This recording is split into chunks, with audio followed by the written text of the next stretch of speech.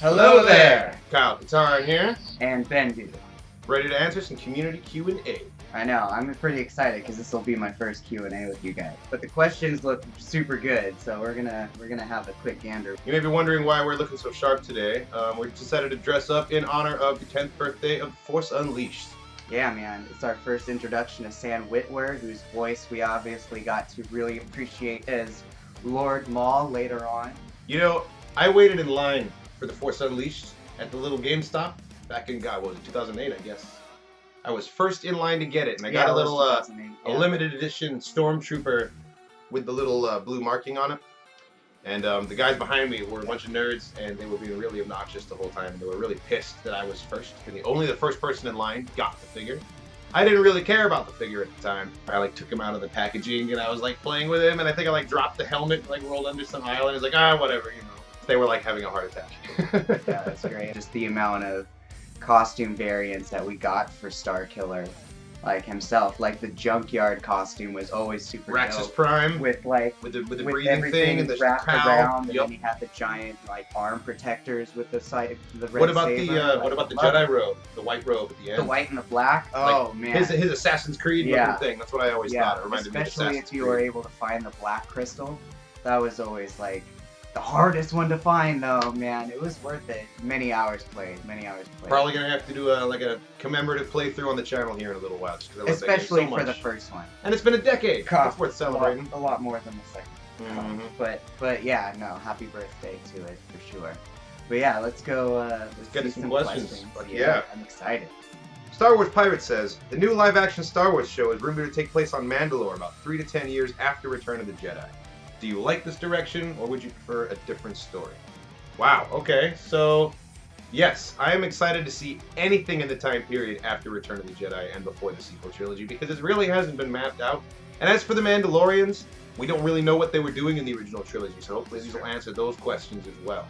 What were they even doing at that point? I guess that's just it. We don't know. Yeah. That's what makes me excited about it. Is I'm excited to finally get those questions answered, and maybe we'll get a bunch of callbacks to Sabine and Bo-Katan. Especially with Rebel stuff, yeah, because all that things were taking place right before New Hope, obviously. We know there was that picture of Jon Favreau and Dave Filoni taking a Skywalker Ranch a couple weeks ago, so we know that they're in cahoots, and I would very much hope that they would be, you know. Yeah, and there's some references in the different books and novels about Sabine having art.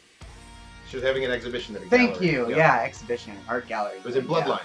Yeah. The Bloodline. That's so we still know that she's still making anti-Empire art and is going around showcasing stuff. So yeah, it would be curious to see what the Mandalorians are doing afterwards. As for the second part of the question, would I prefer a different story? You know, I think I'm good with it. I am a very easy sell when it comes to Star Wars. I know I'm going to take what I can get and be happy anyway. But Mandalorian culture has always been kind of an enigma to me, and I've always really wanted to know more. So I'm really hoping for that chance here. So no, I wouldn't prefer a different story. I'm on board with this. The budget's going to be huge. Will it? Yeah, we'll see. So the latest season of Game of Thrones was something like $8 million per episode. Yeah. And it was the most expensive TV thing ever written. Well, apparently this is going to be in the ballpark of $11 million per episode for 10 episodes for the first season of Jon Favreau's show. So it's visually alone, it's going to be mind-blowing. That's true. I'm sure. I'm sure a lot of the money will go towards the visual stuff. But yeah, no, it'll be exciting, I guess. We'll see, for sure. The Black Arrow asks, where is the Rebel base? Well, we can't really tell you that because obviously one of us is more imperialistic than the other, so one of us is trying to figure out that information. I would love to know. More. I would love to know. Yeah. But other than that, Chrissy Tornado asks, what do you think about this and the updates until next year in Battlefront II with Geonosis heroes and the AT-ET Walker? Geonosis, I'm always pretty happy for it. It's a cool planet. It is dope. What we've heard is that it's going to be different in terms of map design to anything else that's been added to Battlefront 2. So I'm looking forward to getting something a little bit more fresh in terms of gameplay. Man, to be a fan of the new Battlefront is to live a life of pain and suffering. I know I've said this before. The devs team is apparently coming back. We don't really know. They're so bad with their communication. I'm trying to think of what Geonosian heroes would be there. Would they be so we're getting some of the bug... Well, in the Clone Wars season so far, we're getting General Grievous and Obi-Wan Kenobi. Oh, okay, and then we're getting Dooku and Anakin Skywalker. Gotcha. Okay, I would really like if we could get a like a special reinforcement for Geonosis, like replace the aerial with the Geonosian and let them fly. That'd be really cool. I think that would be really cool. Yeah. You could also add a new hunt mode, because right now we've got Ewok hunt, the stormtroopers getting hunted by the Ewoks in the dark. Mm-hmm. You could riff off of the zombie episodes from with the worm, the brain worm from Geonosis. Remember that in the Clone Wars? That's true, yeah. You could riff off of that and have a similar thing. That would be cool. The ATT Ewalker is apparently not on rails. Apparently you'll be able to drive it around, and so that I am fucking stoked for. I just really hope it's not the end of the content that we're getting. Nothing else has been announced, and I'm really hoping that, you know, they give us more. So, Jacqueline Bolin asks, I'd like to know some of your favorites. Favorite novel in the current canon, favorite story arc in the Clone Wars, and what is your favorite version of I Have a Bad Feeling About This? I really like Ahsoka by E.K. Johnston. It was pretty badass, but I think the best one that I've read so far is Lost Stars by Claudia Gray, and I think that's a pretty common answer. For obvious reasons, it's a really strong novel, and there's a manga that is currently coming out in issues, which tells the story of the exact same story. It's really good. Favorite story arc in the Clone Wars? Probably the whole Order 66 with Fives, the Tut malfunctioning, and the conspiracy, and he got this close, and then they put him down. I'm still pissed thinking about Fives, man. That would have to be... I don't know if it's my favorite because it's so hard to watch, but it's definitely the one that stuck with me the most. That's a tricky question for me, because if I'm thinking about it from the Dark Horse Comics point of view, the Clone Wars was a lot of the really badass Quinlan Vos time period. Like, that was when Quinlan Vos was like going through his darker period of like, in the comics, absolutely. Should I work for Dooku? Should I work for the Jedi Order? Like, I've been given this spy mission, and it's like, but I'm still teetering on the edge of dark side or not, and he's like teaming up with he towed the line for pretty much his entire late career as a Jedi, like, you know? Like, that was some prime Quinlan Vos time. But Clone Wars TV show wise, I still have to stay true with like Savage hunting down Maul and we finding him in the trash. That is a badass arc with the weird like spider legs and him going Return crazy. Of Maul. Yeah, that was Brothers. That was I think fine. that was what those called Brothers. Yeah, Savage. They really changed Quinlan Vos' character. When he showed up in the Filoni Clone Wars, he's like this laid-back surfer dude. He's all chill, you know. He's on island time. Yeah. Coruscant for some reason. Whereas in Dark Horse, he was definitely more of a Anakin Skywalker, but didn't go crazy story arc. Like, he had a wife, he had a kid, he survived Order 66. Like, he went from dark side to light side and survived. Like, I mean, like, I love Filoni, but then, like, yeah, something changed. I don't know if it was because he has dreadlocks and, like, the face line that he's like, yeah, no, well, change him up or something, but yeah. No, I just don't think they gave it much thought, you know? I don't think they really had an idea of what to do with this character. They just told the voice actor, hey, just do what you want with it, you know? Yeah. Just riff off it, so. Yeah. Grand Moff Tarkin asks, would you ever want alternate universe stories, like Luke turning to the dark side with Vader, etc.? That could be cool. I could be into it. I mean, obviously they wouldn't be canon, but just like fun what-if stories to explain. Nothing wrong with a little imagination. Yeah.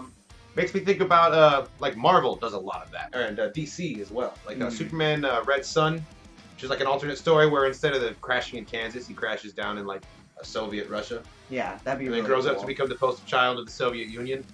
Awesome story. Yeah. Or it could be, like, some short story collection that a group of artists could do that Marvel could put together of, like, what-if stories and, like, put it together as a collection, kind of like Visionaries. Or... kind of like the Animatrix. Yeah, exactly, yeah. I'd be down for that.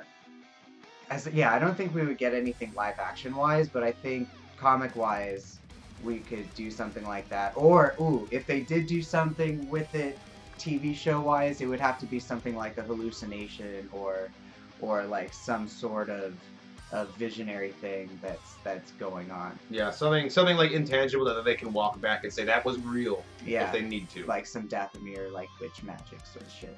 Cornelio Estevez Harjo asks, which characters from any of the Star Wars animated series would you make a live-action movie or show for?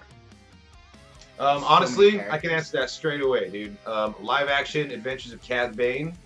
Just like a rugged western, just hunting down random aliens, bringing them back from bounties. Yeah, because he was a pirate. Yeah. It'd be like ultra violent, like super crazy. Like I'm thinking like the big tracking shots from True Detective, like the crazy shootouts they had and stuff like that. That'd be dope. And it could also follow some, I don't know, some weird alien detective like trying to track him down and bring Cad Bane to justice. Some sort of duality thing. That'd be my pick. What about you? Man, like, if I were to consider a planet a character, it would be really cool to see, like, some weird history of Korriban, like ancient Sith That would be dope. flashback sort of thing. Like a Planet Earth kind of show? Yeah, either a Planet Earth sort of show, or like if the art style was done in some weird cave art sort of like stories of the Sith sort of thing, and it was like done out of heavy ink and kind of like it would be live action. Jack It would be a live action show. Then yeah, either Planet Earth or it would be like a History Channel of like, here in this time period we see a Junta Paul, Sith Lord of whatever time period. Fuck yes, I would watch the shit out of that. Here is the time period of Exar Kun, who grew the first temples of Korriban. You know, like that would be kind of cool. I'd be totally. But I'm a history nerd, so like, it would be interesting to see, just like a planetary thing. Richard J asks, your favorite Star Wars expanded universe novel and why? You know, I've read so fucking many of them, as you can see, they're on the shelf behind me here. But I have to think that, I don't know if it's my favorite or not, but the one that has really stuck in my mind is Vector Prime by R.A. Salvatore. It was the first book in the New Jedi Order series, the beginning of the Yuuzhan Vong invasion, and the death of Chewbacca. Oh, with the moon? With the gravity monster inside of Surfdal, the planet, and then the moon came down and crushed him. That was so epic. I'm pretty sure there might have been a painting somewhere. I feel like there was some tragic drawing. Oh, I've seen a little bit of art of like a made of that moment. Chewbacca like looking at that moment, like, yep, this is the moment where I'm gonna die. But you know what? Han Solo and everything that I lived through, like that was a grand life. He repaid the life debt. That was the whole point, is that he was able to repay the life debt. Something that he wasn't able to do in the new canon trilogy. Han Solo died and Chewie was not able to save him. So at the very least, I would really like to see him having to work through his like failure to finish the life debt in 9. I wish they could make that. They're not going to use that, but I wish they could make that a storyline. They're not going to use that, but I'm sure like internally Chewbacca's going to be like, you know what, like my buddy is gone, but I can still help out Finn and Rey because they're here and they're the next generation, so I'm going to do what I can. In the EU, the opposite happens, and Chewie dies, and then Han Solo is just absolutely like bereft for like 4 or 5 books in a row. He's useless. He's useless. Hard. He shows up like is like either drunk or like just like depressed or like fucking catatonic, and then just like goes back to sleep. It's so depressing. He's like the shell of a man, and the New Jedi Order series. One of the awesome things about it was that it wasn't the same author every single time, and it was one of the first times you had this massive collaboration, kind of like the story group now, but on a larger scale because there were so many books involved, and they all made Han Solo super depressed in all of the preceding novels. With the loss of Chewie, it was powerful. All right, Brandster asks, favorite Old Republic character and why? Also, when do you think the era itself is finally going to be made canon, and how? I think it's wishful thinking. I don't think the entire era will ever be made canon, but I think that little bits and pieces will be brought into the fold. That's what they've been doing. Which it has, yeah. Like the Hammerhead cruisers showed up in Rebels, for example. Yeah. Darth Bane showed up in the Clone Wars, voiced by Mark Hamill. That was fucking badass. Yeah. I was gonna say the only thing, or there's two ways to do it. So like kind of what you just brought on. They're slowly trickling characters into the mobile games. So such as kind of like your first question, my favorite Old Republic character, Darth Nihilus, just because he's this kind of really cool Galactus Sith sort of character who's just like constantly this. Didn't he like eat the planet or some shit like for fun? Not for fun. He ate it because he needs its Force essence to stay alive. So he's kind of like a ring wraith in that he's this kind of like when it gets stabbed in the face and the Witch King did like the vacuum suck in sort of thing. He's a void. Yeah. So Nihilus is a Force. His mask is badass. He's a Force void. Always liked so his mask. I always liked his concept of just this ever hunger Force being. So he was kind of cool. But he's been introduced into different mobile games, and so is the other old Sith Lords from the we got quite a few of them. So the only other reference would be if Marvel came out with an Old Republic series, or if something like the Star Forge really got mentioned. Or Yeah, if just a Darth Malik little or mention Darth here or Revan. there. These little Yeah. aspects, world building. That's how they're gonna bring it. Yeah, yeah. Neefsy 1995 asks, do you think Episode 9 will be the definitive end of the Skywalker story, or do you think they'll eventually make another trilogy? For example, 10, 11, 12. I think they said that it was the final one. I think it was the casting announcement that they mentioned it. They said the final installment of the Skywalker saga or something like that. Yeah. I would not be surprised if they released like a definitive like Episode 10, Star Wars X, you know, to like culminate all three of the trilogies, to kind of bookend it with this big final conclusion. I wouldn't be surprised if they did something like that. Who knows? We might see another trilogy in the future. I know Rian Johnson's got a trilogy. Banoff and Weiss from Game of Thrones have a trilogy coming. But more Skywalker stuff? Yeah, Who knows? no, I don't know. It might be. They might be referenced, of course. Like, Well, the sure, family but they're not bloodline. going to be the main. They won't be driving the plot forward. yeah, maybe. exactly. Yeah. They'll become the old folks. Or if it is a new trilogy, I don't know. I foresee potentially more standalone films in the future. Which I'm all for. I would like to I'm get totally all for that a too. conclusion to the Maul and Kira storyline started in Solo. We'll probably never get a Solo sequel, but we may get that storyline in another standalone movie. That's what I'm really hoping. Yeah, so I think the next time we'll have any sort of Star Wars trilogy might be, oh god, who knows, man, 20 years. 20 years? No, man, they're not going to wait that long to make more dude. money. We'll get one in 5 years. We'll at least know where we're at with it. You know We'll what I mean? see. We may not be watching it, but we'll know Yeah. where we're at with it. Yeah, that's hard to kind of project. Ganon136 asks, give us your take on bringing pod racing back. Yes. Want to hear from you what would make the ultimate experience. The ultimate experience. So, you may not know this, but I have been campaigning on Twitter to every developer I can find to give me a fucking next-gen pod racer game. I played the shit out of Episode 1 Racer, also Super Bombad Racing, all of them. They were amazing. Think of the potential with the graphics we have today. We could actually use like the map layouts of Battlefront. Yeah. Bring that in there. Take the Need for Speed games, the way they have the car customization. You can customize pretty much anything from the top down. Build your own pod racer.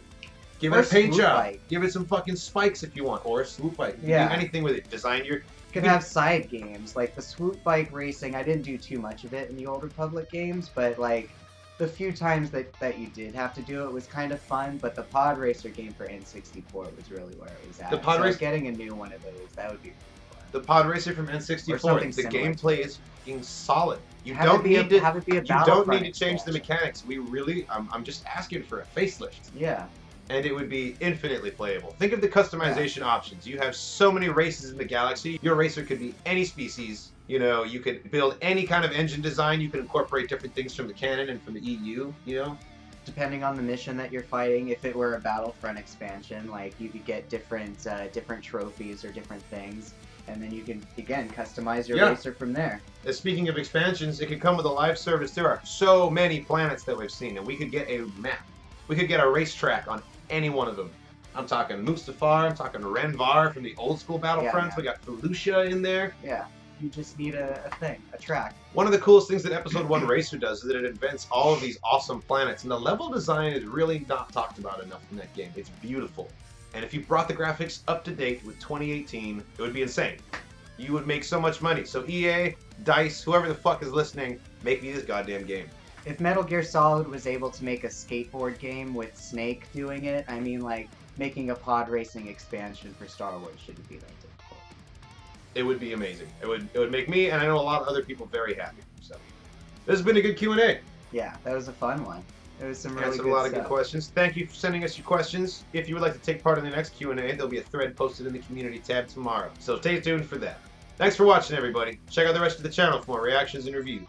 Leave me a comment if you got a question or something to say. And as always, May the Force be with you.